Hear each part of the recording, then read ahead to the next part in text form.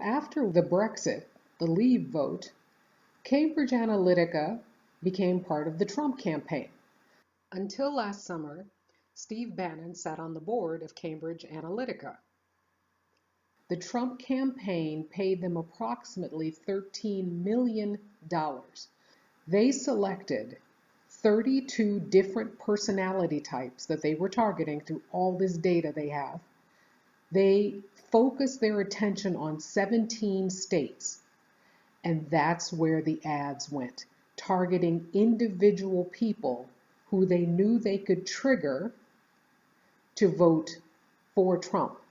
And there are groups who say they were targeting African American voters by using words Hillary used in the 90s, words Bill used in the 90s, super predators, to keep African Americans from voting. Since the election, the CEO of Cambridge Analytica, Alexander Nix, has been bragging all over the place that his company gave Trump the victory. Both Bloomberg News and the New York Times have run articles in the past 24 hours stating that Cambridge Analytica is at best exaggerating, that they are overplaying their hand. Bannon and Mercer have been friends since at least 2012 because Mercer is now part owner of Breitbart. He gave Steve Bannon at least $10 million back in 2012. It is now the biggest news site on Facebook. It is now the biggest news site on Twitter. So add to this the fact that Trump and crew are constantly berating the mainstream media, constantly saying it's fake news, it's fake news, it's fake news. Well, the right wing has taken that to a whole new level. We have a Google problem now.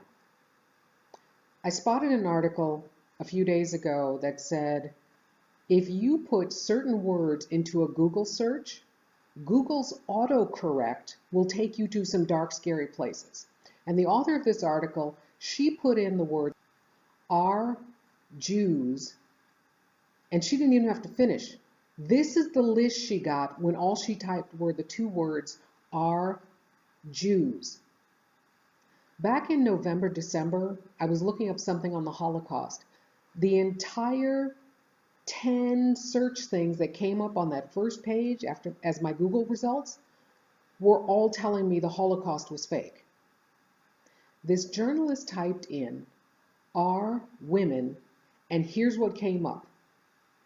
She got "are women evil?" And the first result, the one in the box, stated yes, women are evil.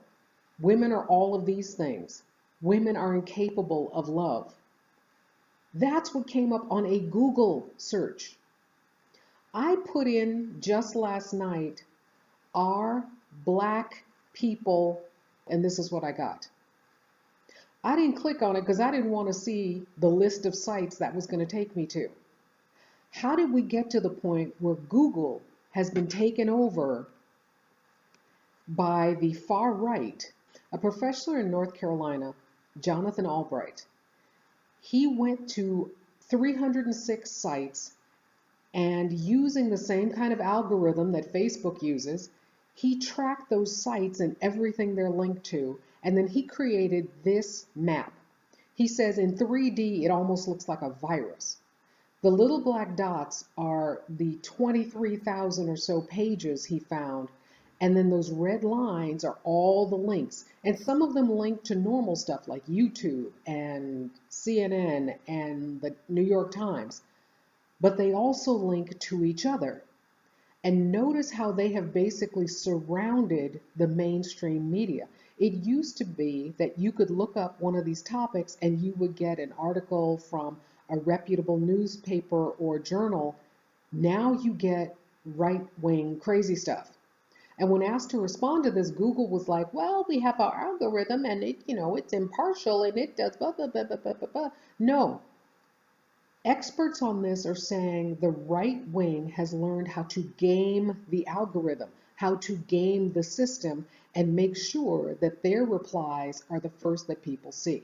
So unless you're the kind of person who's going to go past that first page of results, you're going to keep seeing information from hate groups. And if you click on one of those links, then you get into the system where they are again following you around the internet to collect your data.